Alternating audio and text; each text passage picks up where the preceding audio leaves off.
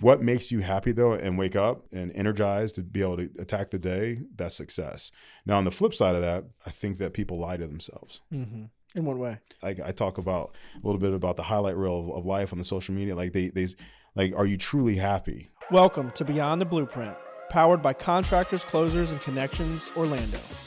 Join me for in-depth interviews with some of the top commercial real estate and development executives in the industry. We uncover their success stories, their strategies, and their lessons learned along the way. Gain valuable insight whether you're a seasoned pro or just starting out.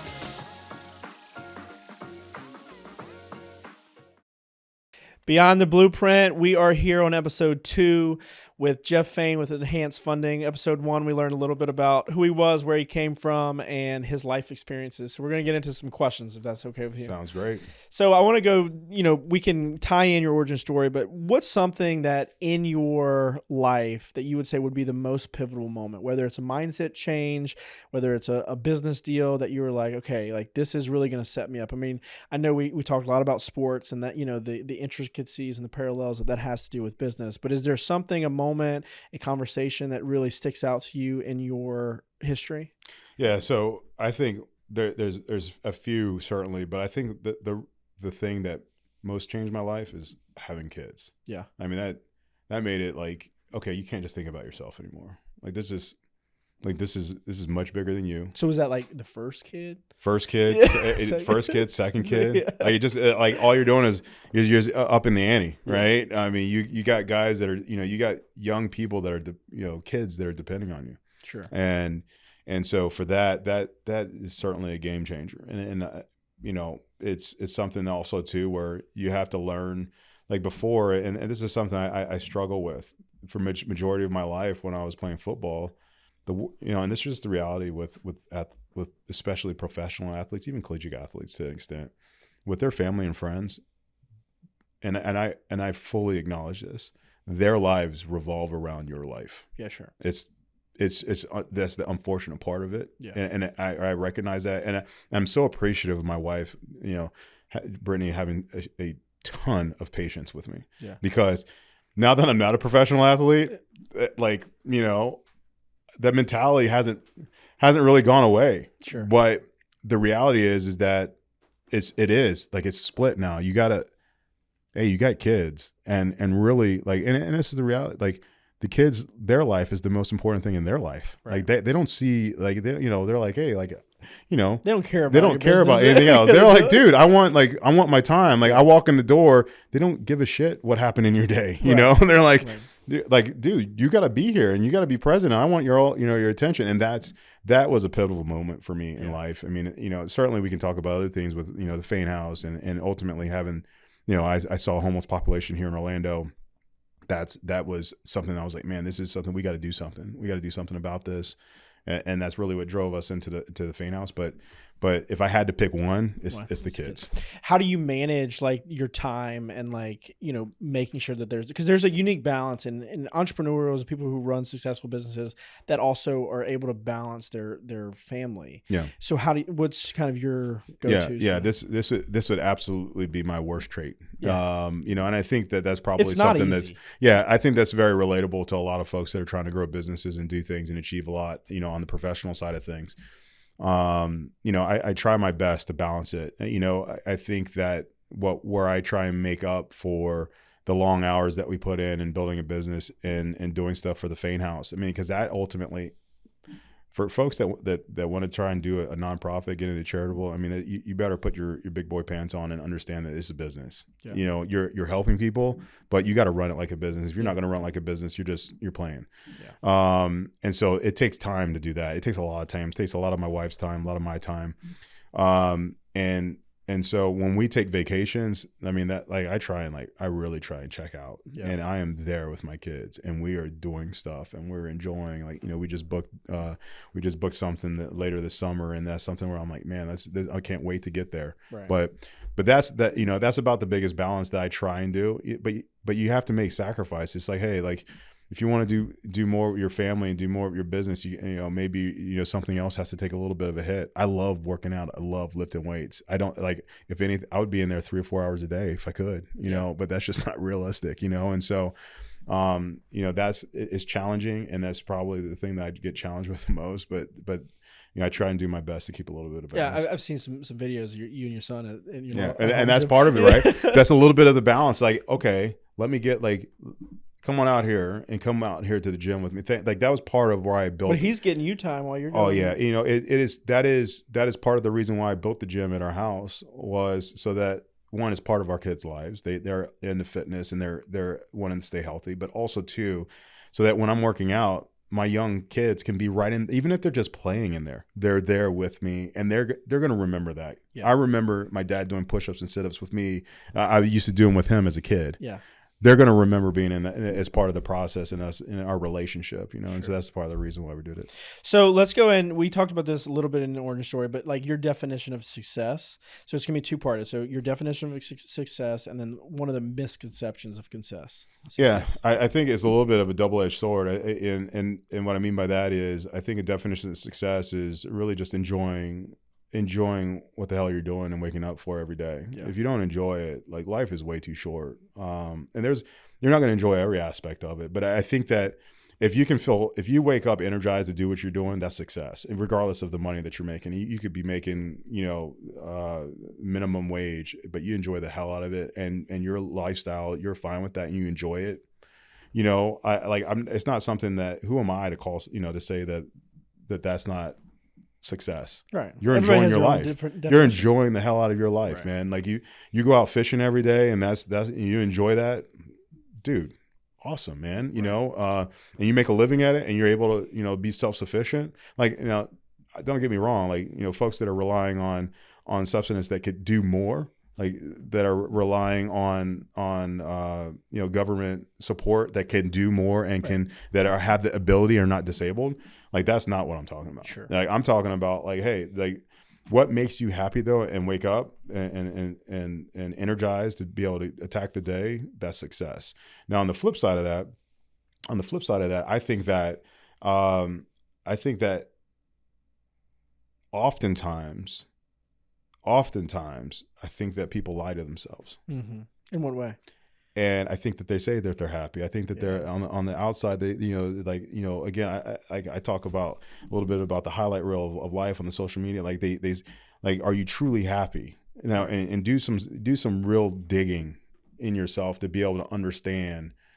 Like, yes, like, this is what makes me happy, or no, this is not, and make that change. Right. And so I think that as long as folks are honest with themselves, and they're waking up, and they're energized, and they're truly energized and happy with what they're doing, that's success. What do you think is people making them not honest with themselves? Do you think it's just because, we can say social media probably is a major I don't factor. blame anything on social media. I think it's just a window in people's lives. Yeah. And I think it's the window in people's lives that people want you to see. Sure.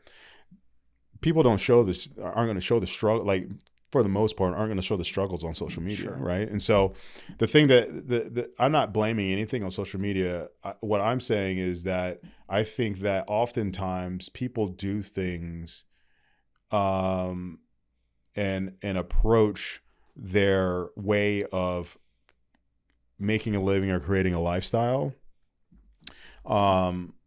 They approach that short-sighted sometimes, and will accept mediocrity, or accept just status quo is a better statement, a better phrase of it. Status quo, because it's paying the bills. But at the end of the day, they're not happy. And if you're not happy, that's not success. Sure. I don't care how much, if you're making a shit pot of money and you're not enjoying your life, you're not successful. Like, I don't care if you're making $100 million a year, right. You're not successful, right. Because you're not enjoying your life. And that's a big part of the formula to success. Right. Yeah. What would you say would be the biggest hurdle, and just let's just take success as a successful business, running a business, operating, making it profitable, would be the biggest challenge that you faced, whether that be in the startup businesses or the restaurants or even now? Yeah, startup business is all, like, for me at least, historically, has always been, the challenges has been time. Sure. You just don't have enough time. And because really, when you're doing a startup business, you're wearing a lot of hats. You're the CEO, you're the COO, you're the CFO, you're the janitor, you're the, everything. You're wearing all those hats. And as you're growing, you're acquiring human talent to be able to come in and be able to take some of those hats off of you. But that's really, the biggest struggle of a startup, in my opinion.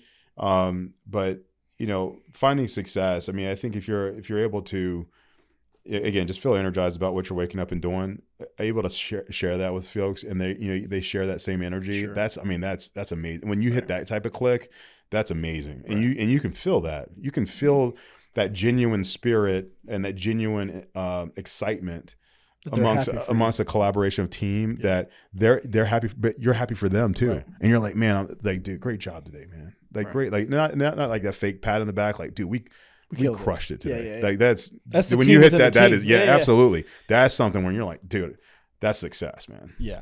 No. And what would you say, if you're, because in success, like we mentioned, like there's going to be a lot of failures. How do you, I mean, obviously you've got the sports background, so overcoming challenges and failures has been good, from that. But in business, what is something that you kind of like keeps you going and overcoming? Yeah. I mean, it is, you can relay a lot to sports, right? Giannis is like recently right now, just depending on when this comes out, but coming out talking about like the journey. Right. And like someone calls, like, do you, like, the reporter asked him, was this season a failure because you didn't go beyond this? No, man, it's a journey. Right. It's part of the journey. And at the end of the day, failures is a loss if you don't learn from it. Yeah. Right. That's at the end of the day, if you don't take it as a lesson learned and you repeat the mistake again, or you repeat whatever led you to that setback, then that's where, it's a shame on you, but if you're able to take it as a learning experience, it's not a real failure. I mean, you got something out of it. It's a lesson. Yeah. It's an education, I didn't major in business in college. I was a film major. Yeah. I learned a lot of lessons on the streets. I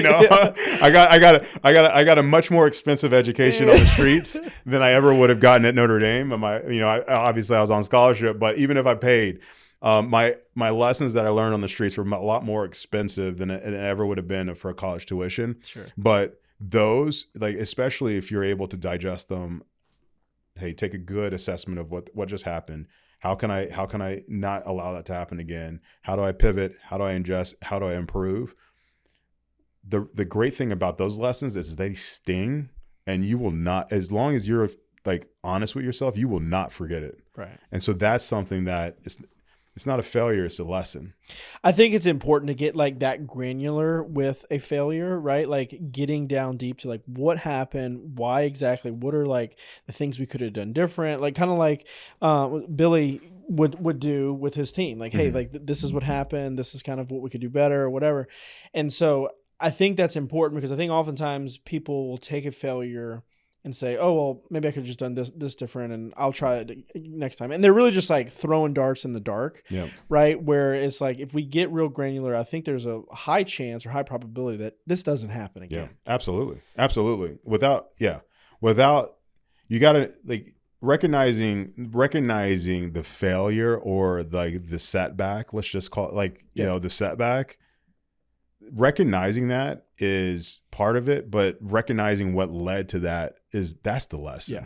And if you can, to your point, if you can harness in on and hone in on those steps that led to that, that's what's going to be a difference maker. Yeah. What is something that you say like keeps your positive mindset as you keep going, as you keep doing new stuff? And dude, life, even with the Faine house, like I know that's challenging. I mean, honestly, life is so good, man. Yeah. And I'm not just saying that because I'm just saying in general. I'm not saying my life is so good. I'm saying life is so good. It could be a lot worse. There's people in Ukraine dealing with some stuff, right? There's people in third world countries dealing with stuff. We're in America. The stuff is pretty good, man. You're right. And so for me, I think about that. I do, and I reflect on that. It's like, man, it's not the end of the world, man. Don't. I try and eliminate as much stress out of my life as possible, and I do that through perspective. Like, it's big to have perspective and to be able to understand that it's not it's not the end of the world as you think it is, as you perceive it is. Like the guy that's freaking out on the interstate, stressing out about, dude, like the reality of it is that if you're doing the things that you can do and what you can control, that's all you can do. That's all you can. Yeah. So if you're stressing out because you're late, it's because you didn't leave early enough. Right. Like you didn't prepare early enough, right? It has nothing to like, oh, I hate I-4. Like why did people like, dude, like, what I-4 is? Yeah. I got a lesson from one of my mentors. Like I was late to a meeting. I was like, I'm sorry, man. The traffic was terrible on I-4. He's like, let me ask you a question, Jeff. Like, when is the traffic not terrible on I-4? He's like, oh, never. He's like, so why is it a surprise? Why didn't you leave earlier? Right. And so, but if you think about that, it's like, and I'm a huge Jocko Willink fan, right? The Extreme Ownership, his book. Yeah. That's what it's all about. So if you control what you can control, and the rest of it is what it is. And don't, there's going to be stress. Life is stress, but take responsibility and just move. Yeah. Just move forward. Own it. Let's adjust. Let's figure out what we did wrong. Let's adjust and let's move forward. Yeah. All right. So we're going to jump into rapid fire and then we'll wrap this up. So let's go with the first one. What is something that most people don't know about you? I got asked this question early, and I failed at it miserably. I said something. I'm not going to do that again. So one thing that a lot of people don't know about me is that my first flight was on the back of a C-130, which is a huge, basically cargo plane in the military. My parents couldn't get a commercial flight to get me home to Hawaii, and his boss sent a plane, figured it out. It's like they sent it, and it was me, my parents, in the back of a C-130 flying to Hawaii. How old were you? I was 7 days old. Yeah. That was my first flight, was in the back of a C-130. Yeah. Nice. Who's your inspiration? Oh man. My inspiration is my kids. My inspiration is my wife. My inspiration is my dad. My family. That they inspire me to do more, to achieve more, and to just be a better man. Yeah. That's what it's about. If you had to give yourself, your younger self, one bit of advice, what would it be? It's going to be all right. It's going to be all right. Stick the path. Stay on the path. And how old was that? Oh, from doesn't matter. From as far as back as you can remember, just stick on the path. It's going to be all right.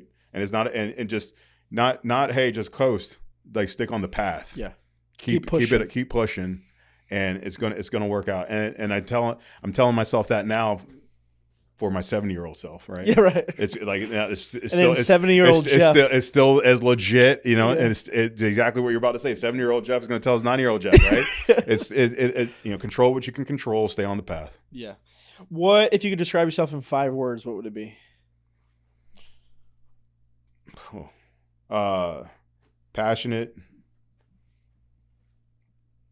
Passionate, caring, disciplined, devoted, loyal. What's something new happening in your life? Something new happening in my life is Faine House is evolving. Okay. We're going through a little bit of a process. We're partnering with an organization that we're looking to bring skilled labor development into our program to be able to partner there. And so giving access to kids to learn and get exposure to different career paths other than just, what they might not even be aware of it. And so oftentimes you think of a plumber, you think of a guy that's just changing out a toilet.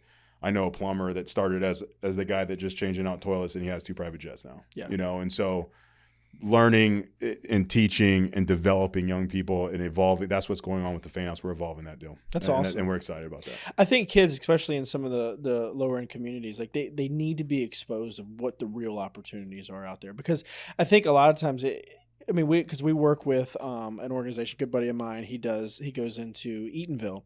He was in the Boys and Girls Club, and he teaches the kids. It's Black Architects in the Making. And so what they do is he teaches them about architecture. That's awesome. And like the opportunity that architecture provides. That it's not just drawing, and there's you can own a business, you can do all this stuff. And he goes in and he teaches them. And we do scholarships for those kids, and we kind of get them through their program. But they don't even know they don't know that exists unless that happens. Yes. Like there's majority of those kids in that community, and in general in communities that have challenges, they don't know that exists. No. They don't know what you can make of it as long as as long as you kind of have like, some of the aspects we were talking about a little bit, are discipline and stay in the path. And you need organizations like the Faine House to like help them walk, but you definitely need organizations that like just shine the light and like, hey, like this is out here, and if you need help, then we could figure out ways to help you. So Yep. that's awesome. So last question, if you could say or ask God one thing, what would it be? Gosh. You can tell him or ask him.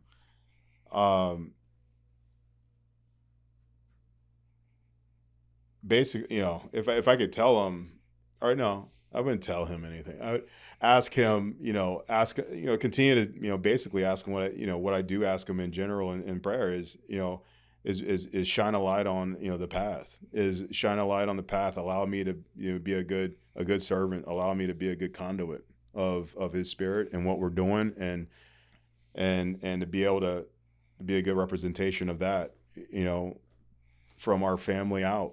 That's what it's all about, and we try and instill that in our kids too. That's awesome. Yeah. That's one of my prayers too. Is be the light within me. That way I can shine and you can shine, and I can kind of follow the path. Yeah. So, Jeff, I appreciate your time, man. It's been an honor to sit down with you and kind of learn a little bit about you. I hope our listeners get a ton of value. I'm sure they will. So Thank you. Thanks we'll wrap this up. Beyond the Blueprint. I'm your host, Branson Bowen. It's been great sitting down with Jeff Faine with Enhanced Funding. Stay tuned for our next episodes. See you guys next time.